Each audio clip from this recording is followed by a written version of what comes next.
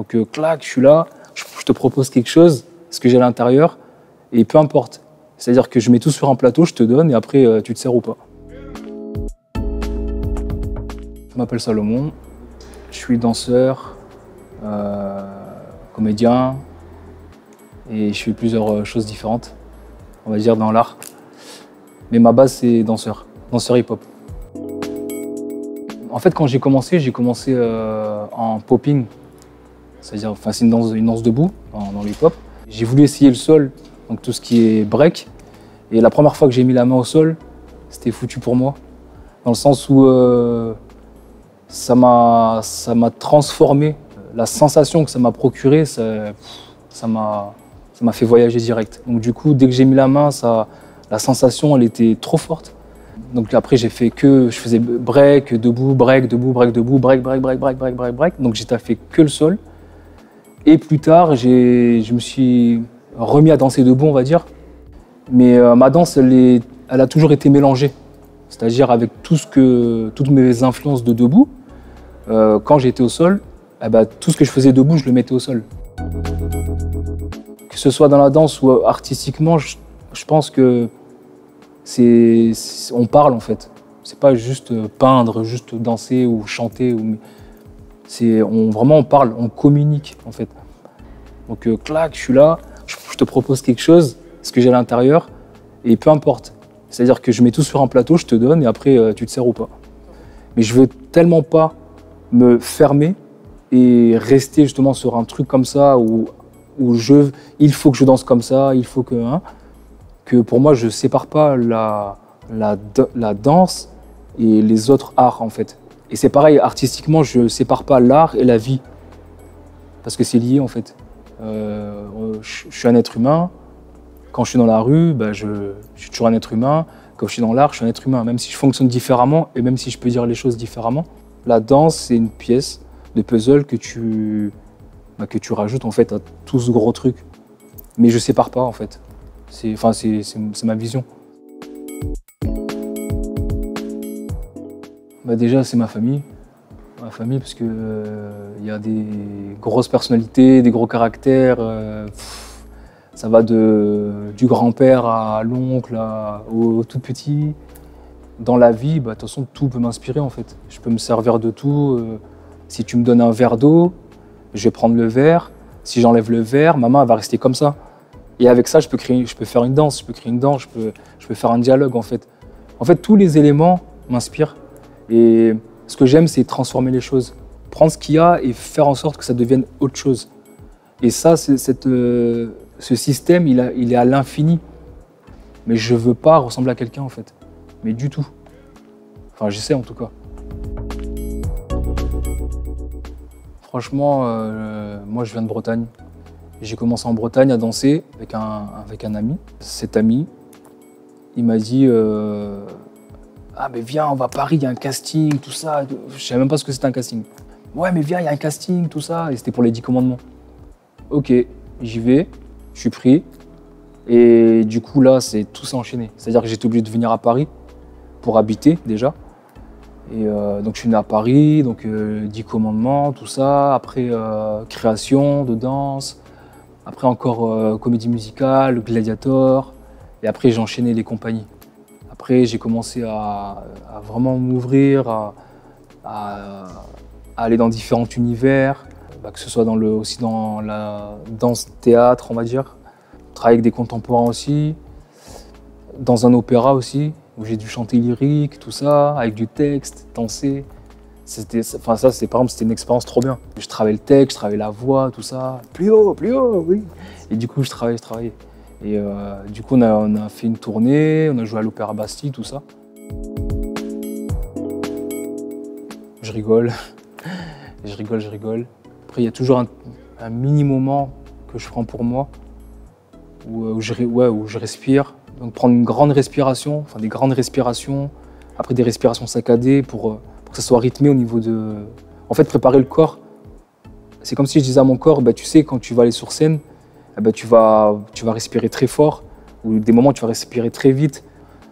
C'est pour ça que l'échauffement, on s'échauffe, c'est-à-dire c'est pour préparer le corps. Au niveau de la respiration, c'est la même chose. Parce que ça m'est arrivé plusieurs fois d'être surpris comme ça, de pas trop bien m'échauffer. Quand j'arrive sur scène, je suis essoufflé à mort parce que mon corps, il est pas prêt en fait. Le corps, il sait des choses que toi, tu sais pas.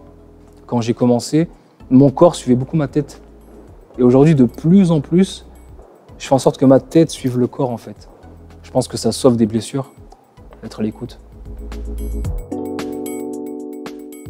Alors ça, c'est un truc aussi que, avec les années, j'ai compris. C'est que même dans les entraînements, par exemple, quand il y a des moments où je suis pas motivé ou que je sens que j'ai du mal à faire monter le truc, ah bah, il faut faire l'inverse. Je vais vraiment déclencher le truc. Je vais vraiment faire un passage où je m'anime parce qu'en fait, quand tu arrives au deuxième souffle, là tu te dis ah ben putain, j'ai mis tout ce temps pour arriver là. Là, je suis bien. Et des fois, moi, c'est à la fin, même si je m'entraîne par exemple, je sais pas, 2 heures, 2 heures et demie, 3 heures, je sais pas. C'est à la fin de l'entraînement, bizarrement, souvent ça m'arrive, que je suis vraiment chaud et là, c'est comme si je me disais, ben, là, c'est là que je dois m'entraîner. Enfin, c'est là que je dois démarrer, alors que je me suis entraîné 2-3 heures. Il y a beaucoup de choses qui me traversent. Donc déjà, il y a mon ressenti personnel. La musique me donne de l'émotion, des ressentis. Et donc, c'est une boucle. C'est-à-dire que ce que j'ai, en fait, je réceptionne et je renvoie. Je réceptionne, ça rentre et ça sort, ça rentre et ça sort. Et selon la musique, selon l'atmosphère de la musique, l'ambiance et tout, ça peut vraiment me faire ressortir des choses où parfois je peux avoir les larmes aux yeux, je peux être en colère, mais une bonne colère. C'est ça que j'aime en fait, moi, dans la danse. C'est vraiment l'émotion, le ressenti. Moi, j'incite tous les gens qui ne dansent pas à vraiment danser. J'ai des projets avec un pote musicien qu'on doit mettre en place, enfin, avec même plusieurs musiciens, on va dire. J'ai un projet avec mon frère aussi, mon frère qui est sculpteur, peintre, il dessine. Et du coup, je communique beaucoup avec lui, on parle de ce qu'il fait, de ce qu'on fait, qu'on pourrait mélanger. On est beaucoup dans le mélange en fait. Je suis métisse, donc forcément, je m'inspire de qui je suis. J'étais à La Réunion pour un battle, en fait. J'étais avec tous les danseurs, on s'entraînait dehors, il faisait chaud, tout ça, dans l'herbe, clac, clac, il y avait la musique, ça mangeait, tout ça. Et en tant qu'on s'entraîne, on s'entraîne. Et un soir, il y a une comète, mais très proche, mais proche. Là, en fait, il y avait la mer, elle était juste là. Une comète qui passe comme ça, mais super proche, une grosse boule de feu qui passe comme ça. Et je fais regardez, je fais waouh, tout le monde gueule, on court comme ça. Il y avait une colline, je me souviens, on monte la colline pour voir où est-ce qu'elle allait tomber, mais après on l'a plus vu, mais c'était un truc incroyable, incroyable. Et en fait le lendemain, donc on va se coucher tout ça, et le lendemain je me réveille et j'entends un bruit, c'est un bruit qui me réveille en fait, bizarre. Je fais ok, je me réveille, tac, je vais pour mettre mes chaussures et je vois un tout petit oiseau, minuscule, vraiment un nouveau-né. Et il était dans ma chaussure. Il était là en train de... Et je sais pas, j'ai pris ça comme un signe de ce qui s'était passé la veille. Et du coup, la veille, j'avais fait... c'était tellement fort, en fait, ce truc-là, que, je sais pas, j'avais fait une sorte de prière ou un vœu. Et après, la semaine, elle était... il y avait, je sais pas, il y a plein de choses qui s'ouvraient à moi et tout, c'était marrant. Danse ton kiff et kiffe ta danse. Ou kiffe ta vie et vis ton kiff. Des choses à s'inverse souvent. Tout dépend de la direction que tu as intérieurement.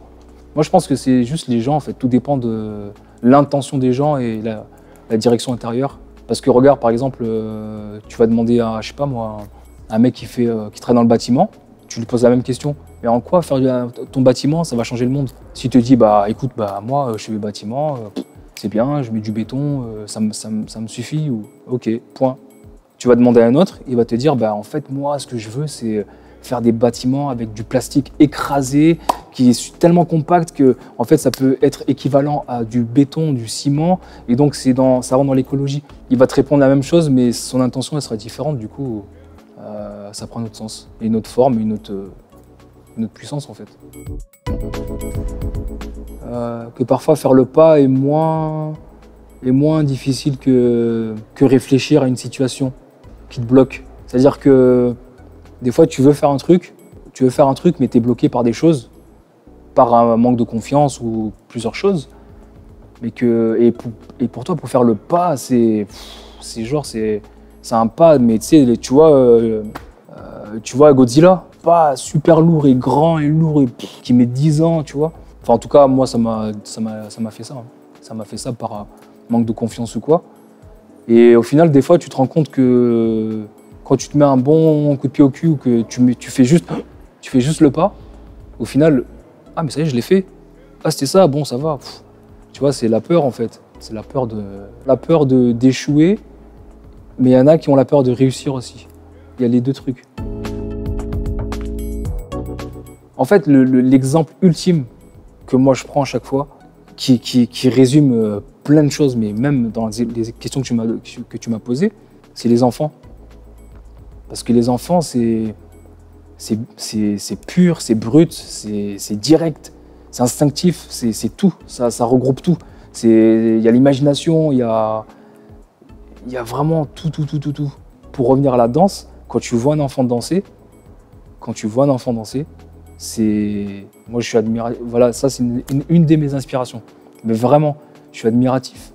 Parce que je regarde vraiment, et ça part dans tous les sens, ça saute, ça crie. Un enfant, il se lève, il est là, il pousse la chaise, il tombe, il pleure. Les émotions, elles vont dans tous les sens. Du coup, en fait, c'est vrai. C'est ce qu'il y a de plus vrai pour moi, un enfant. Plus on grandit, plus on laisse un peu cet enfant, entre guillemets. En fait, il ne faudrait pas. Et la danse, et artistiquement, ça nous emmène à garder cet enfant, en fait. À soigner cet enfant, à le nourrir d'une façon qui reste toujours imaginatif, enfin, avec l'imagination, la créativité, parce que les artistes sont des grands enfants, en fait. Donc il faut vraiment, je pense, garder ça, cultiver ça et pas perdre ça, parce que c'est l'essence de la jeunesse. C'est l'essence de la jeunesse.